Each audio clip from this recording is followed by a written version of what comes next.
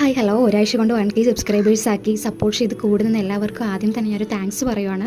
Thank you so much. ഞാനിപ്പോൾ ഉള്ളത് കുമാരനാശ സ്മാരകത്തിലാണ്. ഇവിടുത്തെ പീസ്ഫുൾ വൈബൊക്കെ ഒന്ന് എൻജോയ് ചെയ്ത് കുറച്ച് മെമ്മറീസ് ക്യാപ്ചർ ചെയ്യാനാണ് ഞാൻ വന്നത്. പിന്നെ ഒരു കാര്യം എന്ന് വെച്ചാൽ ഇങ്ങോട്ട് വരുവാണെങ്കിൽ ഒന്നീ മോർണിംഗ് അല്ലെങ്കിൽ ഈവനിംഗ് ഒക്കെ വരാൻ വേണ്ടി നോക്കാം. ഞങ്ങളിവിടെ എത്തിയപ്പോൾ ഒരു മണിയൊക്കെ ആയി. നട്ടുച്ചയ്ക്കാണ് വന്നത്. അപ്പം 20 രൂപയാണ് ഒരാൾക്ക് ടിക്കറ്റ്. 2 മണിക്കൂർ മാത്രമേ അവിടെ നിൽക്കാൻ പറ്റത്തുള്ളൂ. ഞങ്ങൾ നട്ടുച്ചയ്ക്ക് ഒന്ന് 2 മണിക്കൂർ ടൈമുള്ളൂ. അപ്പോൾ ഉച്ചയ്ക്കാണ് വെയിലത്താണ് ഞങ്ങൾ ഫോട്ടോസ് വീഡിയോസൊക്കെ ഷൂട്ട് ചെയ്തത്. പിന്നെ അതിൻ്റെ അകത്ത് കയറുവാണെങ്കിൽ AC ഒക്കെ ഉണ്ടായിരിക്കും, കുറേ കാര്യങ്ങളൊക്കെ കാണാനൊക്കെ ഉണ്ട്. അപ്പം എന്തായാലും വരുവാണെങ്കിൽ ഈവനിംഗ് ഒക്കെ വരാൻ വേണ്ടി ശ്രമിക്കുക. സംഭവം അടിപൊളിയാണ്. പിന്നെ അതിൻ്റെ അകത്ത് കയറിയാൽ നമുക്ക് ശ്രീനാരായണ ഗുരുവിനെയും പിന്നെ കുമാരനാശാനെയും പിന്നെ കുമാരനാശാൻ്റെ കവിതകൾ പിന്നെ കുറേ ഫോട്ടോസ് പഴയകാല കാര്യങ്ങളൊക്കെ അതിനകത്ത് കയറി കാണാനുണ്ട്. എൻ്റെ മുഖത്ത് വിഷമം കണ്ടത് എൻ്റെ ഫ്രണ്ടിനോട് ഒരു പരാതി പറയുകയാണ്. അവിടെ മലയാളത്തിൽ കുറേ കവിതകൾ എഴുതിച്ചിട്ടുണ്ട്. പക്ഷേ എനിക്കൊന്നും സ്പീഡിൽ വായിച്ചെടുക്കാൻ പറ്റുന്നില്ല. വാട്സപ്പിലും ഇൻസ്റ്റഗ്രാമിലൊക്കെ മംഗ്ലീഷിൽ മെസ്സേജ് അയച്ച് മലയാളം വായിക്കാൻ അറിയാണ്ടായല്ലോ എന്ന് ഞാൻ പറഞ്ഞതാണ്.